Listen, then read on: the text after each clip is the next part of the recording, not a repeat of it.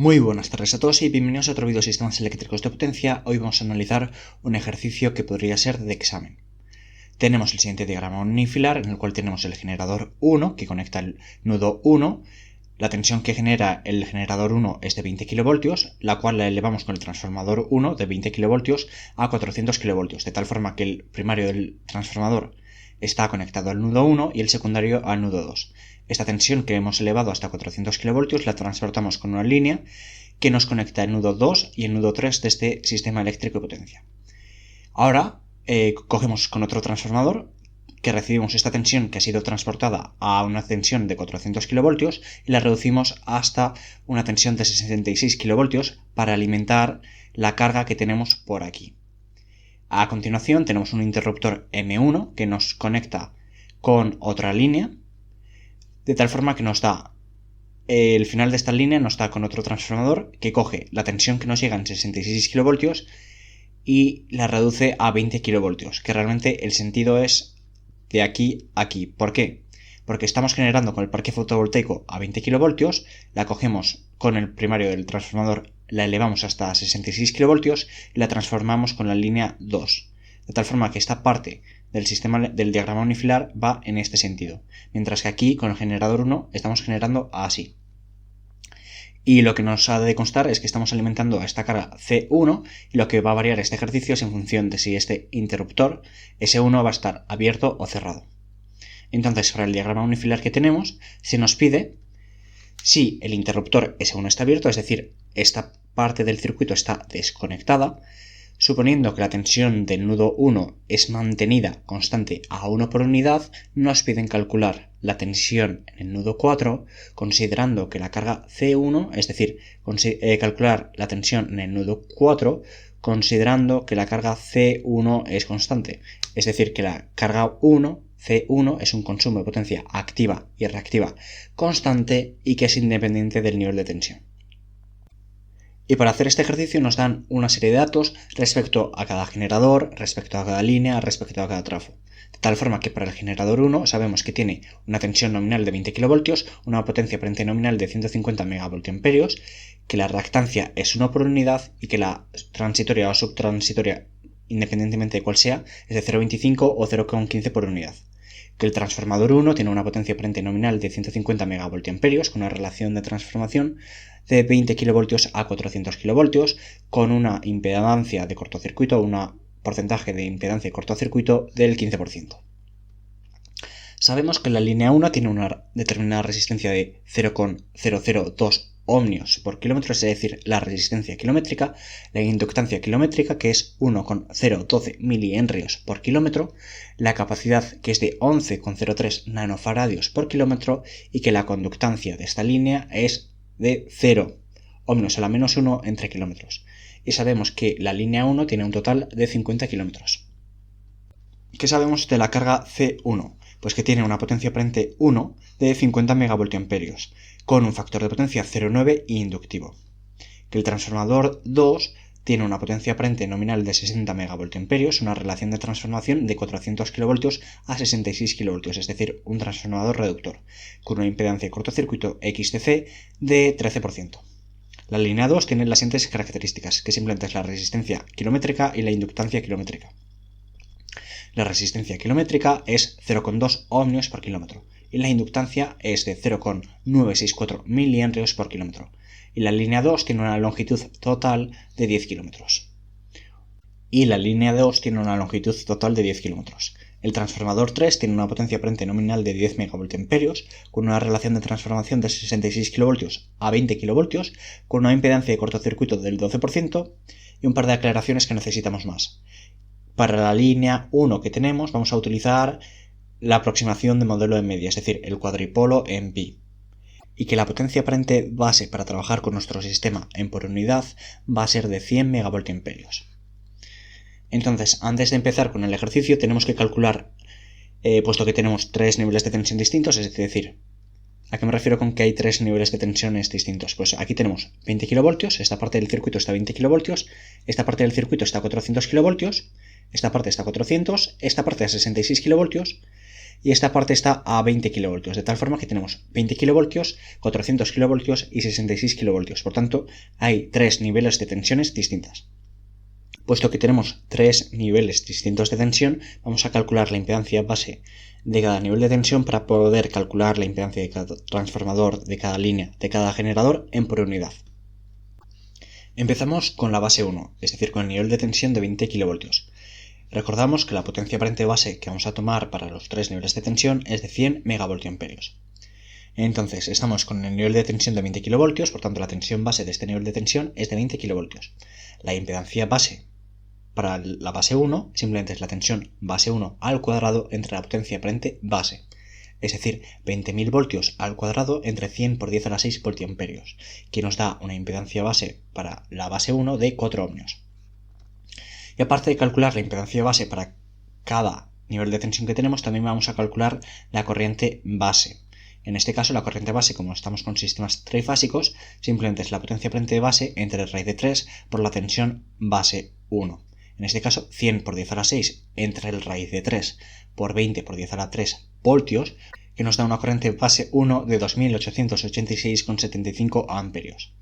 Hacemos lo mismo que acabamos de hacer para 20 kV para 400 kV. Entonces, la base 2, el segundo nivel de tensión, corresponde con 400 kV, tal forma que la tensión base 2 son este nivel de tensión, que son 400 kV. La impedancia base 2 simplemente es la tensión de base 2 al cuadrado entre la potencia aparente de base, que es 400 por 10 a la 3 elevado al cuadrado entre 100 por 10 a la 6 voltiamperios, que nos da una impedancia base de 1600 ohmios. Calculamos la corriente base para este nivel de tensión, que simplemente es la potencia aparente de base entre raíz de 3 por la tensión de base 2, es decir, lo mismo que hemos hecho antes, que es 100 por 10 a la 6 voltiamperios entre raíz de 3 por 400 por 10 a la 3 voltios, lo cual nos deja una corriente base 2 de 144,33 amperios. Y para el último nivel de tensión que tenemos, que es 66 kV, la impedancia base 3 simplemente es la tensión de base 3 al cuadrado entre la potencia aparente de base, que es 66 por 10 a la 3 voltios elevado al cuadrado entre 100 por 10 a la 6 voltiamperios, lo cual nos queda una impedancia base 3 de 43,56 ohmios. Y la corriente base 3 simplemente es la potencia aparente de base entre raíz de 3 por la tensión de base 3, es decir, 100 por 10 a la 6 voltiamperios entre raíz de 3 por 66.000 voltios, lo cual nos queda una corriente base 3 de 874,77 amperios. Y ahora que ya conocemos las impedancias de base de cada nivel de tensión, vamos a calcular las impedancias en por unidad de cada elemento que tenemos en nuestro circuito. Es decir, del generador 1 vamos a calcular su impedancia en por unidad. Del transformador 1 también la vamos a calcular en por unidad. De la línea 1 también. Del transformador 2 también. De la línea 2 también. De todo. Entonces el generador 1 tiene una tensión de 20.000 voltios, una potencia aparente nominal de 150 por 10 a la 6 voltiamperios, de tal forma que la impedancia del generador 1 simplemente es la tensión del generador 1 al cuadrado entre la potencia aparente nominal, que es 20.000 voltios al cuadrado entre 150 por 10 a la 6, nos dice que la impedancia del generador 1 es de 2,66 ohmios, que si lo pasamos a por unidad, que simplemente es dividir esta impedancia que hemos obtenido entre la impedancia base del nivel de tensión que estamos trabajando. Es decir, la impedancia del generador 1 en por unidad es la impedancia del generador 1 que acabamos de calcular, es decir, los 2,66 entre la impedancia base del primer nivel de tensión, porque estamos con el nivel de tensión de 20 kV. De tal forma que 2,66 entre los 4 ohmios, que es la impedancia base que corresponde para los 20.000 voltios, nos da una impedancia del generador 1 en por unidad de 0,66 por unidad. La impedancia transitoria en por unidad simplemente es la impedancia que tiene el generador por el 0,25%, que nos da una impedancia transitoria de 0,16 por unidad. Y la subtransitoria simplemente es la impedancia del generador 1 en por unidad por el porcentaje que corresponde a la subtransitoria, que es un 15%. Por un 0,15 nos deja un valor de un 0,1 por unidad. Calculamos ahora el transformador 1, que tiene una potencia aparente nominal de 150 megavoltiamperios, una impedancia de cortocircuito de un 15%, de tal forma que la impedancia del transformador 1 simplemente es la tensión de base 2 al cuadrado entre la potencia aparente nominal que tiene este transformador por J por la impedancia de cortocircuito, por el porcentaje de la impedancia de cortocircuito, que nos da que la impedancia del transformador 1 es de 160 ohmios J, es decir, es una reactancia de 160 ohmios. Si lo pasamos a por unidad, simplemente es la impedancia del transformador en por unidad son los 160 ohmios que hemos calculado entre la impedancia base 2, que son 1600. De tal forma que nos queda una impedancia del transformador 1 de 0,1 por unidad. Ahora vamos con la línea 1, pero antes de calcularlo vamos a recordar que es el modelo pi de una determinada línea, es decir, vamos a utilizar el modelo de media de una línea. En este caso, el modelo genérico de una línea media es el siguiente. Tenemos aquí la corriente que entra en la línea, aquí tenemos la conductancia medios por beta medios, la resistencia y la reactancia, y aquí volvemos a tener justo G medios y beta medios. Y aquí tenemos la salida de corriente y de tensión de la línea, es decir, tensión a la entrada de la línea y corriente de entrada, corriente a la salida y tensión de salida de la línea. Que hay que saber que la impedancia de este modelo de línea simplemente es R más J omega L, es decir, la impedancia de esta línea simplemente es la parte real más la inductancia, que es lo mismo que R más Jx en ohmios, y que la admitancia de esta línea es la conductancia más J omega C, es decir, G más JB en Siemens. Lo único que hay que recordar del modelo en pi es que el modelo de una línea media nos relaciona la tensión a la entrada y la corriente a la entrada con la tensión a la salida, con la corriente a la salida mediante el cuadripolo que tenemos aquí. Es decir, aquí tenemos un cuadripolo en pi con sus componentes A, B, C y D, y en función si conocemos los componentes de esta línea o el cuadripolo de esta línea, sabiendo la tensión a la entrada podemos calcular la tensión a la salida, si sabemos la tensión a la salida podemos calcular la tensión a la entrada. ¿Cómo se calculan los componentes A, B, C y D de la matriz? Pues A corresponde con D, es decir, A y D siempre van a ser iguales, que es 1 más la admitancia por la impedancia medios. El elemento B simplemente va a ser directamente la impedancia de la línea, y el elemento C es la admitancia más la impedancia por la admitancia al cuadrado entre 4. Entonces, recordando esto, vamos a hacer el modelo pi de una línea. Lo bueno es que nos dan tanto la resistencia como la inductancia, como la capacitancia, como la conductancia, de tal forma que podemos calcular la impedancia y la admitancia, y en función de la impedancia y de la admitancia podemos calcular los 4 elementos del cuadripolo. Entonces, la línea 1 tiene una longitud de 50 km y la impedancia 1 simplemente es la parte real más la inductancia, es decir, 0,002 más 2pi por 50J por la inductancia que tenemos, que es 1,012 por 10 a la menos 3, es decir, tenemos 1,012 milihenrios, que esto nos da una impedancia kilométrica de lo que sea, que multiplicamos por los kilómetros para quitarnos la impedancia kilométrica y nos quedamos directamente con los ohmios. ¿Cómo? Multiplicando por la longitud de la línea, que son 50 kilómetros. Hacemos lo mismo con la admitancia. La admitancia es la conductancia, ¿no?, más JB. Es decir, la conductancia vale 0 más 2pi por 50 por 11,03 por 10 a la menos 9. Esto es la admitancia kilométrica, es decir, Siemens entre kilómetro, y multiplicamos por la longitud de la línea, que son 50 kilómetros, para obtener la admitancia y no tener la admitancia kilométrica. Es decir, por 50 kilómetros y kilómetros se va, de tal forma que la impedancia por unidad de esta línea es la impedancia 1 que hemos obtenido entre la impedancia base 2. ¿Por qué la impedancia base 2? Porque la línea 1 corresponde al segundo nivel de tensión, es decir, transportamos la tensión en 400 kilovoltios, que eso corresponde con la impedancia de 1600 ohmios. Con la impedancia base de 1600 ohmios, perdón. Entonces la impedancia 1 en por unidad es 0,000063 más 0,009935 J ohmios. Y la admitancia lo mismo, simplemente es la admitancia entre la impedancia base de este nivel de tensión, que son los 400 kilovoltios, que corresponde con una impedancia base de 1600 ohmios, que nos da una admitancia de 0 más 0,1386 J Siemens. De tal forma que ya conocemos la impedancia y la admitancia de nuestra línea, de tal forma que podemos calcular el componente A, B, C y D de nuestro cuadripolo en pi. De tal forma que simplemente calculamos con las fórmulas que he puesto antes y nos queda que A es 0,9986 más 8,66 por 10 a la menos 6 J. B es 6,25 por 10 a la menos 5 más 0,0099 J ohmios. Que el elemento C es menos 1,20 por 10 a la menos 6 más 0,27 J Siemens, que el elemento D es 0,9986 más 8,66 por 10 a la menos 6 J. Ahora calculamos la carga C1, que es aquella que es independiente del nivel de tensión. Por tanto, sabemos que esta carga C1 tiene una potencia 1 de 50 MVA con un factor de potencia 0,9 con carácter inductivo. De tal forma que la potencia aparente C1 en por unidad simplemente es la potencia aparente que tiene, que son 50 MVA, entre la potencia base, que son de 100 MVA para este ejercicio. De tal forma que 50 entre 100 nos da una potencia aparente de la carga 1 en por unidad de 0,5 por unidad. El argumento de esta carga simplemente es phi, que es el largo coseno del factor de potencia, que es 0,9, que es 25,84 grados. Como es una carga inductiva, este ángulo es 25,84, pero negativos.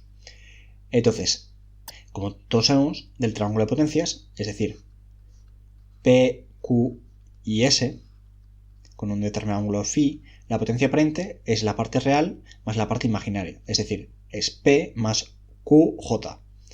Y en este caso, la potencia aparente es la parte real, que es 0,45 más 0,217J. ¿Y de dónde hemos sacado el 0,45? Pues todos sabemos que la potencia activa simplemente es S por el coseno de phi, es decir, 50 por el coseno de phi, que es el factor de potencia, que es un 0,9, nos da un 0,45, más la Q, que simplemente es la potencia activa por el seno de phi, es decir, 50 por el seno del arcocoseno de 0,9, o lo que es lo mismo, 50 por el seno de 25,84, que nos da 0,217J. Calculamos ahora el transformador 2, que tiene una potencia aparente nominal de 60 MVA y una impedancia de cortocircuito de un 13%. Calculamos ahora la impedancia del transformador 2, que simplemente es la tensión del secundario del transformador al cuadrado entre la potencia aparente nominal de este transformador por J por la impedancia de cortocircuito, por la reactancia de cortocircuito, que son 336 ohmios J, que si lo pasamos a por unidad simplemente es dividir estos 336 ohmios entre la impedancia base del nivel de tensión, que son 1600, de tal forma que 336 entre 1600 nos da una impedancia de transformador 2 en por unidad de 0,21 por unidad. La línea 2 tiene una longitud de 10 km, pero simplemente nos pide la impedancia, no nos piden el modelo en pi. De tal forma que la impedancia de la línea 2 simplemente es la parte real más J omega L, es decir, 0,2 más 2pi por 50J por L, que es 0,964 milihenrios. De tal forma que la impedancia de la línea 2 en por unidad es simplemente la impedancia de esta línea entre la impedancia base, que en este caso la impedancia base es la del nivel de tensión 3, que es 43,56 ohmios. De tal forma que 0,2 más 0,302J entre 43,56 nos da la impedancia de la línea 2 en por unidad de 0,0459 más 0,069J. Y la del transformador 3 es la potencia aparente nominal del transformador 3, que son 10 MVA, la impedancia la reactancia de cortocircuito, que es del 12%. La impedancia del transformador 3 es la tensión de base 3 al cuadrado entre la potencia aparente nominal del transformador 3 por JXTC, que nos da una impedancia del transformador 3 de 52,272 ohmios. Esto lo dividimos entre la tensión base del tercer nivel de tensión, que nos da la impedancia del transformador 3 en por unidad, que es 52,272 entre 43,56, que es una impedancia en por unidad de 1,2. Ahora empezamos con lo que realmente nos pedían en este ejercicio, que es calcular la tensión en el nudo 4. Lo único que hemos hecho hasta ahora es calcular cada elemento del diagrama unifilar que vamos a necesitar a lo largo del ejercicio con sus correspondientes impedancias en por unidad. Entonces, ¿qué es lo que nos pedían? Pues nos pedían la tensión en el nudo 4. Lo único que sabemos de este ejercicio es que hemos calculado cada impedancia que tenemos del nudo 1 al 4 y de hecho hemos calculado el resto de impedancias. Lo que sabemos es que la tensión en el nudo 1 se fija a 1 por unidad, de tal forma que lo que tenemos es un pequeño ejercicio de resolver de flujo de cargas entre el nudo 1 y el nudo 4, es decir, realmente tenemos dos nudos. Conocemos el nudo balance, que es el nudo principal, que es el nudo del generador 1, y nos piden la tensión del nudo 4, sabiendo aquí la potencia activa y la reactiva, es decir, tenemos nudo balance y un nudo PQ. ¿Y qué nos piden del nudo 4? Pues su tensión 4, la tensión del nudo 2. Lo que realmente nos están pidiendo en este ejercicio es calcular el flujo de cargas, es decir, esto es lo mismo que si tú omites de la línea 1 a 4 como simplemente una línea, tenemos aquí un generador con una tensión 1 o tensión balance de 1 por unidad, y aquí tenemos en el nudo 4 una determinada potencia activa 4, que es P más QJ. Entonces, ¿de qué conocemos del nudo 4? Pues la potencia activa y reactiva. Por tanto, como hemos explicado, el nudo 4 es un nudo PQ. Por tanto, la potencia aparente del nudo 4 es la potencia activa más la reactiva. ¿Cómo se resolvería esto? Pues resolviéndolo como un flujo de cargas, es decir, aplicando un método numérico. Podríamos aplicar Gauss-Seidel, Newton-Raphson, desacoplado rápido, el método que queráis. Yo voy a aplicar el método Gauss-Seidel porque para dos nudos es muy sencillo y no es necesario aplicar Newton, que habría que calcular el jacobiano ni nada. Aplicamos Gauss-Seidel, que yo habitualmente lo suelo aplicar de la siguiente forma, o sea, aplica de la siguiente forma, que es la matriz de admitancias por la matriz de tensiones nos da la matriz de corrientes. De tal forma que si tú tienes la matriz de impedancias, tú haces la inversa y obtienes la matriz de admitancias, de tal forma que la admitancia 1,1, la admitancia 1,2, la admitancia 2,1 y la admitancia 2,2 por la tensión 1 y por la tensión 2 nos da la corriente 1 y la corriente 2. Como hemos calculado todas las impedancias, lo más fácil para hacer en este ejercicio sería calcular la matriz de impedancias y luego, una vez calculada la matriz de impedancias, calcular la matriz de admitancias. Porque todo el mundo sabe que la admitancia es la inversa de la impedancia. De tal forma que nuestra matriz de impedancias es 0,97 más 8,54 por 10 a la menos 6 J, 5,97 por 10 a la menos 5 más 0,32 J, menos 1,20 por 10 a la menos 6 más 0,27 J, y el último elemento es 0,93 más 8,4 J por 10 a la menos 6. Ojo, esto es de la matriz de impedancias.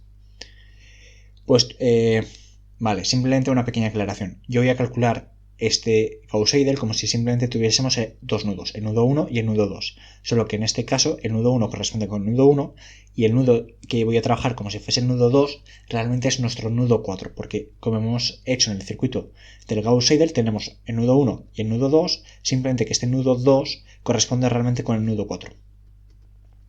Entonces todo el mundo sabe que la potencia aparente es la tensión 2 por la corriente 2 asterisco. ¿Qué implica este asterisco? Pues que la potencia aparente 2 es la tensión 2, hasta ahí bien, por la corriente 2 conjugada.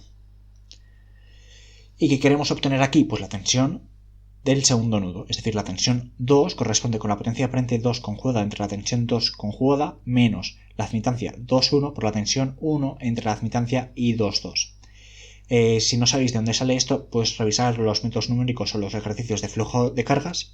Y en concreto, si queréis entender esto, pues revisar el método de Gauss-Seidel. Entonces, ¿cómo se resuelve esto? Pues, ¿cuál es la incógnita que tenemos en este ejercicio? Pues simplemente la tensión del nudo 2, que realmente es la tensión del nudo 4.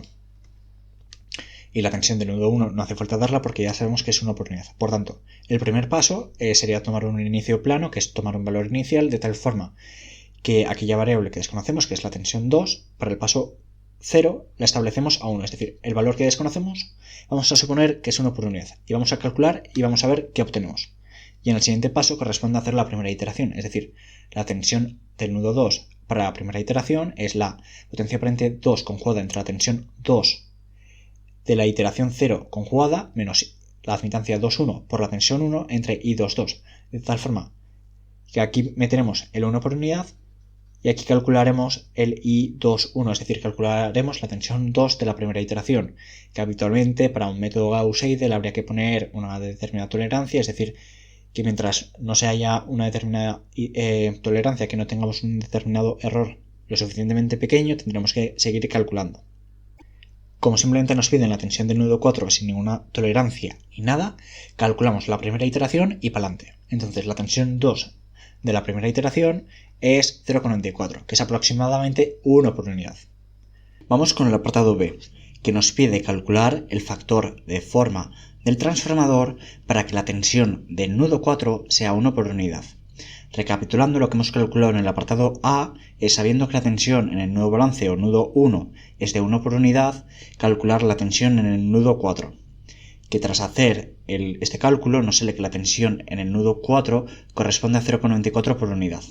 De tal forma que lo que vamos a hacer es imponer que esta tensión que hemos calculado que era el 0,94 ahora sea 1 por unidad. Pero para hacer este ajuste de nuestro sistema de potencia vamos que actuar sobre el transformador, es decir, vamos que variar el factor de forma del transformador. ¿Qué es lo que vamos a hacer? Para este caso conocemos la tensión del nudo 4, que es el valor que queremos obtener, es decir, la tensión en el nudo 4 queremos que sea 1 por unidad. La potencia aparente consumida por la carga independiente de la tensión es igual que en el apartado A. Vamos a volver a aplicar el método de Gauss-Seidel entre el nudo 2 y el nudo 4, que en las ecuaciones de nuestro método de Gauss-Seidel va a ser como tensión del nudo 1 y nudo 2, pero que van a corresponder el nudo 1 con el nudo 2 y el nudo 2 con el nudo 4. Entonces calculamos la corriente y la tensión deseada en el nudo 2, es decir, para imponer esa tensión de 1 por unidad en el nudo 4 tenemos que tener unas determinadas condiciones de tensión y corriente a la salida del transformador, que es lo que hemos denominado como corriente y tensión deseada en el nudo 2. De la ecuación del apartado A sabemos que la potencia aparente 2 es la tensión 2 por la corriente 2 conjugada. Eso es lo que implica el asterisco, que es la corriente 2 conjugada. De tal forma que, como hemos hecho antes, la tensión 2 corresponde a la potencia aparente 2 conjugada entre la tensión 2 conjugada menos la admitancia 2,1 por la tensión 1 entre la admitancia 2,2. ¿Qué es lo que pasaba en el apartado anterior? Que la incógnita era la tensión 2. Pero ahora la tensión 2 es dato, siendo ahora nuestra incógnita la tensión del nudo 1. Solo que ahora la tensión 2, que corresponde con la tensión del nudo 4, es 1 por unidad, y la tensión del nudo 1, que corresponde con el nudo 2, es desconocida. Por tanto, planteamos que la tensión en el nudo 1, en el inicio plano o en la etapa 0 es 1 por unidad, y procedemos a hacer la primera iteración del método de Gauss-Seidel. De tal forma que, haciendo esta iteración, nos queda que la tensión 1 en la tensión del nudo 1 es 0,101 J más 1,047. Por tanto, si conocemos la tensión 1, podemos calcular la corriente 1, como aplicando las propiedades de las matrices que hemos visto antes. Es decir, si la matriz de admitancias por la matriz de tensiones nos da la matriz de corrientes, simplemente con la primera fila podemos calcular la corriente 1. Es decir, I11 por la tensión 1 más I12 por la tensión 2 es igual a la corriente 1, que es lo que tenemos aquí. La admitancia 1,1 por la tensión 1 más la admitancia 1,2 por la tensión 2 nos da la primera fila de esta matriz, es decir, la corriente 1. Como ya conocemos la tensión 1 y la tensión 2 es dato, nuestra única incógnita es la corriente 1. De tal forma que simplemente calculamos esta corriente 1, que simplemente es calcular esto porque conocemos todos los datos, nos sale que la corriente 1 es de 0,072 J más 0,422. Ahora procedemos a calcular el factor de toma. ¿Cómo? Utilizando la siguiente expresión. La tensión 1 al cuadrado menos la impedancia 1,1 por el factor de toma por la tensión 2 más la impedancia 1,2 por la corriente 2 entre el factor de toma al cuadrado nos tiene que dar el factor de toma. Esta ecuación no la estamos igualando a nada, sino simplemente conocemos la tensión 1, sí. Conocemos la admitancia, la impedancia, sí. La tensión 2, sí. Esta otra impedancia, sí. Y la corriente 2, sí. ¿Qué desconocemos? El factor de toma, que aparece aquí y aquí. Por tanto, esto es una ecuación no lineal. ¿Cómo lo vamos a resolver? Pues como resolvemos las ecuaciones no lineales, con un método iterativo para despejar el factor de toma. De tal forma que empezamos con que el factor de toma es 1, hacemos una o dos iteraciones y vemos en qué valor se queda. O vemos que el valor del factor de toma dentro de la tolerancia que podemos tomar, que simplemente corresponde con la primera iteración, es que el factor de toma es de 0,95. Y ahora, conociendo el factor de toma, podemos calcular la regulación, que simplemente es el factor de toma menos 1 en tanto por ciento. Por tanto, para pasarlo a tanto por ciento, simplemente multiplicamos por 100 y nos sale que la regulación es de un menos 4,8%. Pasamos al apartado C. Si ahora cerramos el interruptor S1 y el trafo T1 trabaja a relación de transformación nominal, ¿cuál es la tensión del nudo 1 si el parque fotovoltaico está generando 10 megavatios y la tensión del nudo 6 es de 1 por unidad? De tal forma que ahora tenemos la siguiente situación. Lo que ha cambiado respecto a los apartados anteriores es que esta parte estaba desconectada porque el interruptor estaba abierto. Pero ahora lo que hemos hecho es cerrar el interruptor de tal forma que ahora tenemos una línea más, otro trafo y conectamos el parque fotovoltaico que está generando y está alimentando la red. Es decir, el parque fotovoltaico está generando potencia que la manda a través del trafo, la eleva y la manda en la línea 2 que acaba juntándose al nudo 4, que es donde también donde acaba generando toda la potencia del generador 1, o donde la acaba mandando. Entonces, la situación que tenemos es el generador 1 que sigue trabajando, aquí el nudo 4 que es el que consume la potencia activa y reactiva que conocemos, por tanto, puesto que conocemos la potencia aparente del nudo 4, es decir, conocemos su potencia activa y potencia reactiva, esto es un nudo PQ. Y el nudo 6, que es el parque fotovoltaico que genera, está cediendo potencia a la red. Por tanto, nos dicen que la tensión del nodo 6 queremos que sea 1 por unidad y la potencia que está cediendo son 10 megavatios. Por tanto, la potencia que cede el nodo 6 es menos 10 megavatios. ¿Por qué menos? Porque los genera y no los está consumiendo. Es decir, es generador, por tanto, menos. Si los estuviese consumiendo porque fuese una determinada carga, sería más 10 megavatios. Y la tensión 6 es 1 por unidad, que lo consideramos como origen de fases para este apartado. Y la corriente que está cediendo el parque fotovoltaico simplemente es la potencia entre la tensión, que nos da la corriente del nodo 6, es decir, potencia entre tensión nos da la corriente que está inyectando el parque fotovoltaico.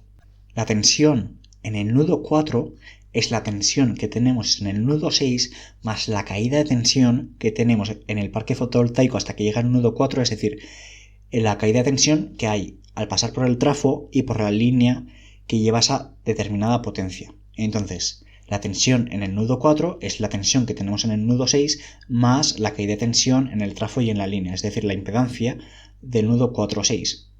Todos sabemos que la potencia aparente del nodo 4 simplemente es la tensión del nodo 4 por la corriente 4 conjugada, de tal forma que podemos despejar la tensión del nodo 4, porque conocemos la potencia aparente del nodo 4 y la corriente que le llega a este nodo, conjugada, que nos da que la tensión en el nodo 4 es de 0,99 menos 0,12 J. Puesto que ahora conocemos la tensión del nodo 4 y la potencia aparente del nodo 4, podemos calcular la tensión del nodo 1. Es decir, hemos partido, los otros dos apartados los hemos hecho de izquierda a derecha, pues ahora los estamos haciendo. Si conocemos el dato aquí de tensión, calculamos la tensión aquí. La tensión aquí simplemente es esta tensión más la caída de tensión que hay en el trafo y en la línea, y una vez conocemos esta tensión, pues la tensión que va a haber aquí es la tensión que hay en el nodo 4 más la caída de tensión, menos la caída de tensión. Entonces, ahora que conocemos la tensión del nodo 4 y su potencia aparente 4, podemos calcular la tensión del nodo 1, que es lo que he dicho. Entonces, la potencia aparente 2 es la tensión 2 por la corriente 2 conjugada, de tal forma que la tensión 2 es la potencia aparente 2 conjugada entre la tensión 2 conjugada menos la admitancia 2,1 por la tensión 1 entre la admitancia 2,2. Simplemente una aclaración. Para estas ecuaciones, la tensión del nudo 1 corresponde con el nudo 1 y la tensión del nudo 2 corresponde al nudo 4. Esto es como hemos hecho en el apartado A. De tal forma que esto es conocido, conocido y conocido. Y la única incógnita que tenemos es la tensión 1, de tal forma que despejamos de aquí la tensión 1, que es menos la tensión 2 por la admitancia 2,2, más la potencia aparente consumida 2 conjugada, la potencia aparente consumida 2 conjugada entre la tensión 2 conjugada entre la admitancia 2,1, nos da la tensión del nudo 1, que es 1,05 menos 0,02 J. Y para acabar este ejercicio, en el apartado D, nos dicen, si volvemos a abrir el interruptor, es decir, desconectamos toda la parte que corresponde con el parque fotovoltaico, cuál es la potencia de cortocircuito en el nudo 4, tomando para este cálculo que la tensión en el nudo 4 es de 1,1 por unidad. Es decir, ahora nos piden calcular la potencia de cortocircuito en el nudo 4 considerando que la tensión del nudo 4 es 1,1 por unidad, de tal forma que la tensión en el nudo 4 es 1,1 por unidad, nos lo dan porque es dato. La impedancia de la carga 1 es la tensión en el nudo 4 al cuadrado entre la potencia aparente 1. La admitancia 1 de la carga 1 simplemente es 1 entre SC1. La potencia aparente de la carga 1. La admitancia de la carga 1 es 1 entre la impedancia de la carga 1. De tal forma que aproximamos la impedancia de Thevenin, es decir, desde el nudo 1 al nudo 4 atravesamos todo lo que tenemos. A ver si tengo el esquema. Vale. La impedancia del generador, más la del trafo, más la de la línea, más la del trafo. ¿Qué es lo que tenemos aquí puesto? La impedancia de Thevenin, que va del nudo 1 al 4 o el 2, según como lo queráis ver, es la impedancia del generador, más la del trafo, más la de la línea 1, más la del segundo trafo. Que esta impedancia, aproximando, nos da 0,06 más 0,397 J. ¿Por qué estamos aproximando? Porque estamos teniendo simplemente la parte... simplemente nos estamos quedando con la impedancia, que estamos omitiendo muchas cosas. Puesto que ahora conocemos tanto la tensión como la impedancia de Thevenin, podemos calcular la corriente de cortocircuito, porque aplicando la ley de Ohm, la corriente de cortocircuito simplemente es la tensión entre la impedancia. En este caso, la corriente de cortocircuito la calculamos como la tensión que tenemos en el nudo 4 entre la impedancia que tenemos del nudo 4 al nudo 1, es decir, la corriente de cortocircuito que inyecta nuestra carga o nuestro nudo 4 respecto al nudo 1. De tal forma que la corriente de cortocircuito es de 0,40 menos 2,7 J. La potencia aparente de cortocircuito, la potencia que inyecta de cortocircuito, simplemente es raíz de 3 por la tensión de base 2 por la corriente de cortocircuito. Es decir, raíz de 3 porque es un sistema trifásico, por la tensión de base que son 66.000 kV, por la corriente de cortocircuito, que es el 0,40 menos 2,7, que habría que pasarlo a amperios, como multiplicando por la corriente base de nuestro sistema.